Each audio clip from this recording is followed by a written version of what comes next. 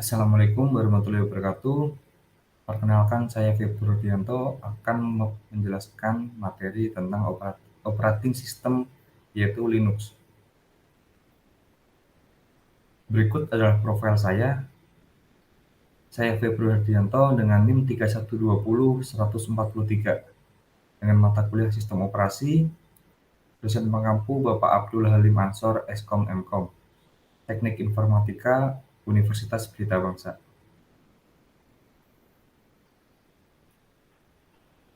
Apa itu Linux? Linux adalah sistem operasi komputer yang dibuat pada awal 1990-an oleh software engineer dari Finlandia yang bernama Linus Torvalds dan Free Software Foundation atau FSF. Awalnya, unit ini dikembangkan sebagai sistem multitasking untuk mini komputer dan mainframe pada pertengahan 1970-an. Linux adalah versi Unix yang dapat didistribusikan secara bebas dengan lisensi GPL. Kemudian, siapa itu Linus Torvalds? Pria kelahiran 29 Desember 1969, ilmuwan komputer dari Finlandia yang memiliki peran penting dalam pengembangan sistem operasi Linux. Awalnya, Linux dikembangkan oleh Linus Torvalds yang mulai bekerja di Linux pada 1991 sebagai mahasiswa di Universitas Helsinki di Finlandia. Lalu, apa itu Free Software Foundation? Free Software Foundation adalah perusahaan nirlaba yang dibentuk pada tahun 1985 oleh seorang programmer dari Amerika, yaitu Richard Stallman, untuk mempromosikan open source software seperti program komputer gratis yang dapat dimodifikasi dan dibagikan secara bebas. Yayasan ini berkantor pusat di Boston, Mass. Jadi, sebelum Linux, ada beberapa kernel yang dapat digunakan untuk alat GNU, yaitu HURD, Minix, BSD, dan sebagainya. Linus Torvalds memulai proyek Linux pada Minix menggunakan compiler GNU-C. Dia menyediakan missing piece dari distribusi GNU, yaitu kernel. Dia pertama kali menerbitkan kernel Linux di bawah lisensinya sendiri. Kemudian, apa itu GNU? GNU adalah kumpulan ekstensif perangkat lunak bebas yang dapat digunakan sebagai sistem operasi atau dapat digunakan sebagian dengan sistem operasi lainnya. Perangkat lunak yang digunakan dengan kernel adalah perangkat lunak yang dikembangkan sebagai bagian dari proyek GNU yang dilisensikan di bawah lisensi publik umum GNU atau sering disebut dengan GPL, yaitu sebuah lisensi perangkat lunak bebas.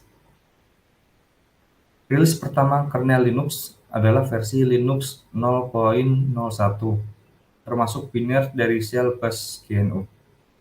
Mengapa Richard Stallman memilih nama GNU?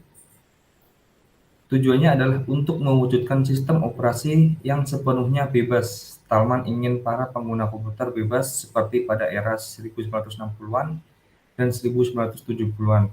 Bebas mempelajari kode sumber perangkat lunak yang mereka gunakan, bebas membagi perangkat lunak yang orang lain, kemudian bebas memodifikasi perilaku perangkat lunak, dan bebas merilis versi-versi perangkat lunak yang mereka modifikasi. Linux think different, thinks Linux, thinks better with Linux. Topik pembahasan kita hari ini atau pada kali ini, yang pertama, mengapa Linux populer? Yang kedua, distro Linux di dunia. Yang ketiga, perkembangan Linux di Indonesia. Mengapa Linux populer adalah topik pembahasan kita pertama kali.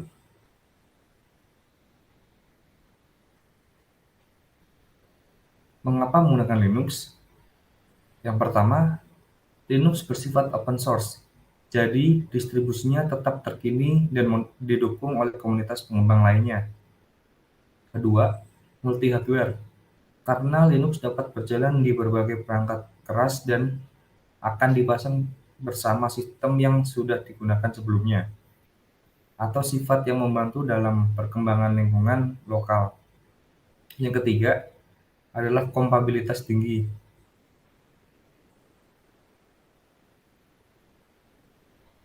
Seringkali menjadi pertimbangan utama ketika developer sedang membangun ekosistem aplikasi dan alat untuk server yang mengarah ke tingkat kompatibilitas yang tinggi.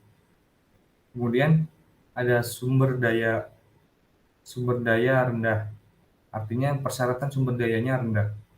Yang terakhir, Linux menopang modifikasi yang diperlukan untuk perilaku sistem operasi.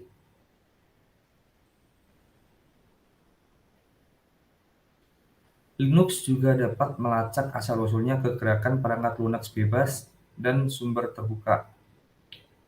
Sebagai konsekuensinya, beberapa developer memilihnya karena kombinasi dan alasan etnis praktis.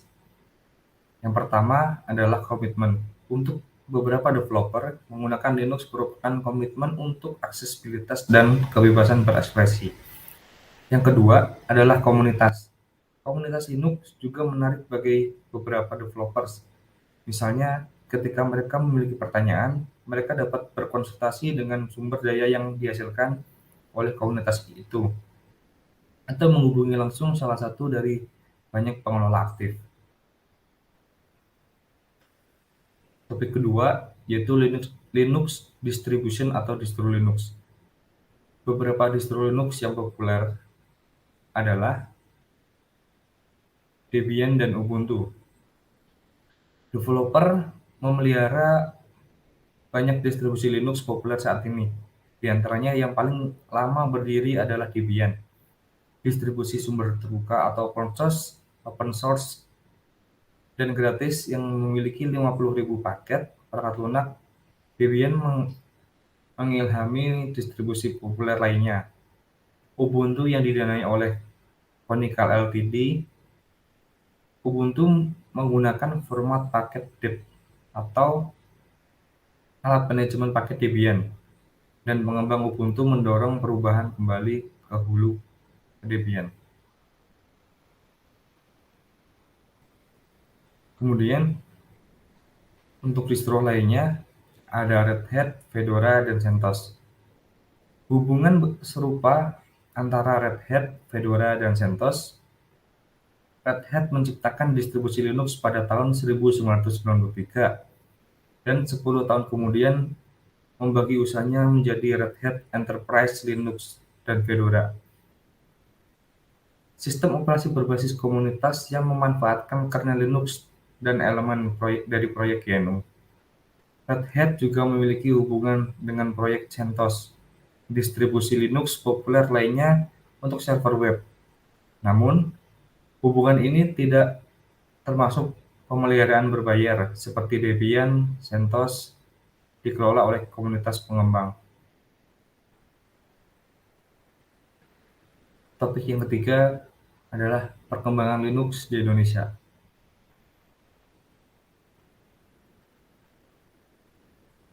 Bagaimana sejarah perkembangan Linux di Indonesia?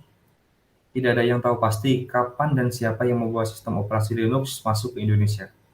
Namun, menurut sejumlah sumber, Linux dipercaya pertama kali diperkenalkan di Indonesia oleh seorang yang lama tinggal di Amerika Serikat, yaitu Paulus Suryono Adisumarta pada tahun 1992.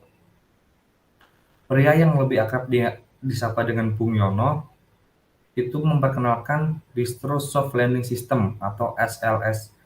Sayangnya, kernel Linux yang dibawanya masih dengan versi beta, sehingga kinerja masih jauh di bawah standar yang diharapkan.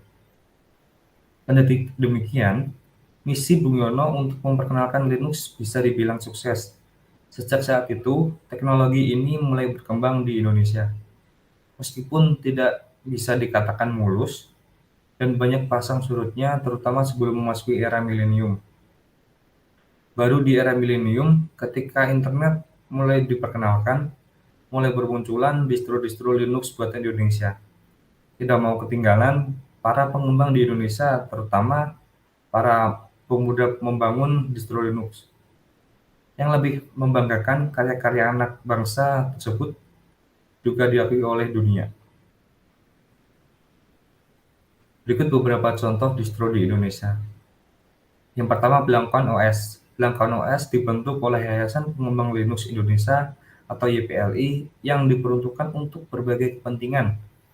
Namun, dilihat dari fiturnya,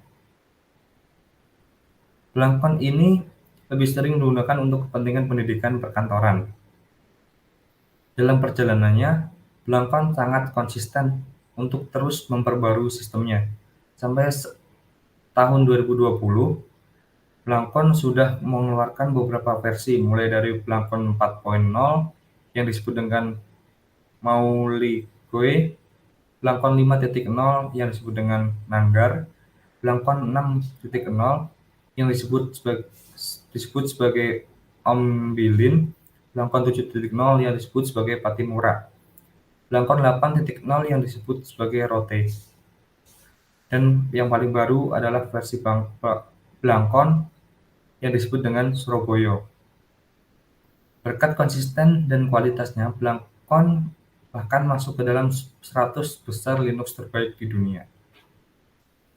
Yang kedua adalah IKOS Nusantara OS.